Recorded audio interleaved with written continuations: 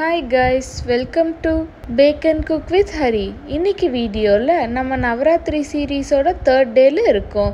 Day 1 and Day 2 பார்க்கலன்னா link கீழே டிஸ்கிரிப்ஷனில் கொடுக்குறேன், போய் பாருங்க. Day 3க்கான welcome drink orange candy punch, இனிப்பு பிரசாதம் இன்ஸ்டன்ட் ஸ்டஃப்டு காஜு பேடா, கார பிரசாதம் கர்ட் ரைஸ் செஞ்சுருக்கேன். எப்படி பண்ணுறதுன்னு பார்க்கறதுக்கு வாங்க வீடியோக்குள்ளே போகலாம்.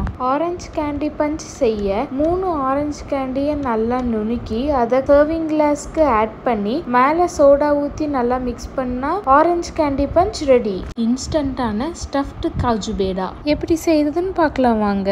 மிக்சரில் 1/4 கப் முந்திரி, 1/4 கப் சர்க்கரை, 1/4 கப் பால் பவுடர், 3/4 கப் தேங்காய் தூள் சேர்த்து நல்லா பொடியாக அரைச்சு ஒரு கப்புக்கு மாற்றிக்கோங்க. கூட 2 ஸ்பூன் பால் சேர்த்து மிக்ஸ் பண்ணிட்டு இன்னொரு 2 ஸ்பூன் பால் கூட 1 ட்ராப் எல்லோ ஃபுட் கலர் சேர்த்து நல்லா கலக்கி மாவுக்குள்ள ஊற்றி நல்லா மிக்ஸ் பண்ணுங்க. சப்பாத்தி பதம் வர வரைக்கும் பால் சேர்த்து பிணைஞ்சுக்கோங்க. இந்த மாவை கொஞ்சம் பெரிய பெரிய பால்ஸா உருட்டி தனியாக எடுத்து வச்சுக்கோங்க. ஸ்டஃபிங் செய்ய பிளெண்டர்ல 1 ஸ்பூன் தேங்காய் தூள், 1 ஸ்பூன் பால் பவுடர், 1 ஏலக்காய், 1 ஸ்பூன் சர்க்கரை போட்டு நல்லா அரைச்சு ஒரு கப்புக்கு மாற்றி 2 to 3 ஸ்பூன் பால் சேர்த்து நல்லா பிணைஞ்சு அதை சின்ன சின்ன பால்ஸா உருட்டி தனியாக எடுத்து வச்சுக்கோங்க. எல்லோ மிக்ஸை ஃப்ளாட்டாக தட்டி ஸ்டஃபிங்கை உள்ள வச்சு திரும்பி உருண்டை பிடிச்சு லைட்டாக ஃப்ளாட் ஆக்கி மேலே நட்ஸ் வச்சா ஸ்டஃப்டு காஜு பேடா ரெடி.